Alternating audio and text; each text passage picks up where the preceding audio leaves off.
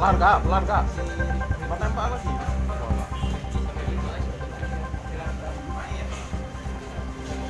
Kau pernah tebak? Masalah? Masalah apa? Hah? Masalah 3 tahun yang lalu. Terbuang berapa lama? 2 tahun. Bulan 3 baru keluar.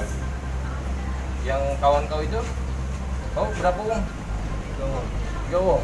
Sama kau 3. Kau yang di mana posisinya? Yang di pucuk motor. Buat maki berarti.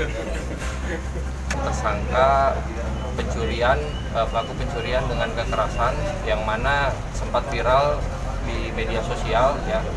Kemudian setelah korban melaporkan kejadian tersebut, kita melakukan pengembangan bekerja sama dengan Sat Intel Polrestabes Palembang ya.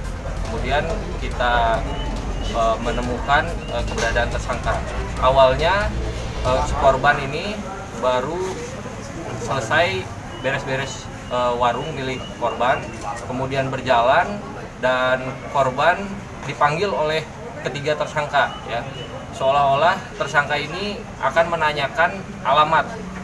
Kemudian setelah tersangka berhenti di depan korban, dua orang tersangka turun dari motor dan mengeluarkan parang dan meminta sejumlah uang kepada korban. Kemudian karena korban ketakutan, diancam akan dibunuh, korban pun menyerahkan sejumlah uang sebesar 300.000 dan kemudian korban lari ya.